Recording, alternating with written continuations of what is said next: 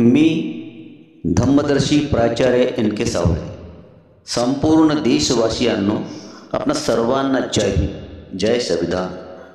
भारतीय राज्यघटना मसुदा समिती व त्याचे सदस्य क्रमांक 1 डॉक्टर बाबासाहेब आंबेडकर, अध्यक्ष क्रमांक 2 एन गोपालस्वामी अयंगार, सदस्य क्रमांक 3 अल्लादी कृष्णस्वामी अय्यर, क्रमांक 4 सईद अहमद सादुल्लाह, क्रमांक 5 डॉक्टर के एम मुन्सी, क्रमांक 6 N Madhavrao B L Mittal यांच्या राजीनाम्यानंतर, क्रमांक 7 T T Krishnamachari D P Khaitan यांच्या मृत्यूनंतर.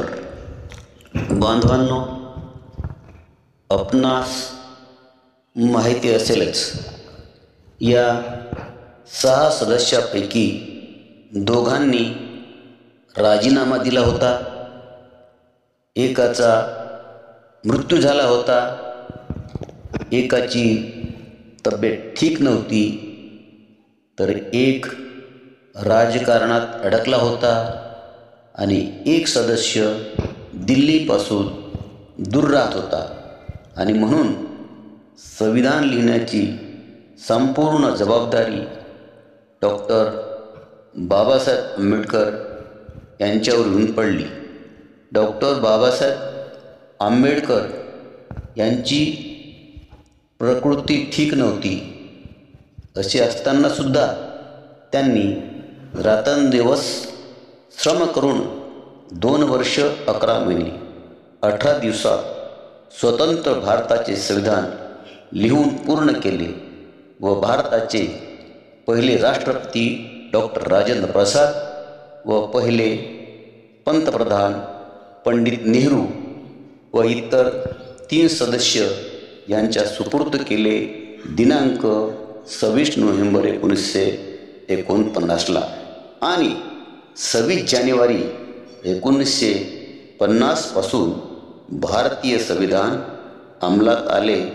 संविधानाने सर्वांना समान अधिकार दिले. प्रत्येकाला मतदानाचा अधिकार दिला. त्याचबरोबर सर्वांना शिक्षणाचा अधिकार दिला. महिलांना सुद्धा विशेष अधिकार दिले.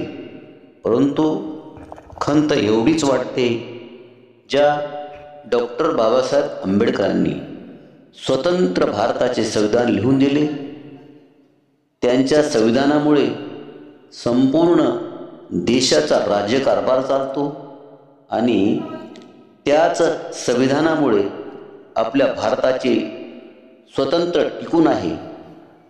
त्याच संविधान निर्मात्याचे काही मनुवादी विचारसरणीच्या लोकांना 26 जानेवारीला डॉक्टर बाबासाहेब आंबेडकर यांचे विस्मरण होते.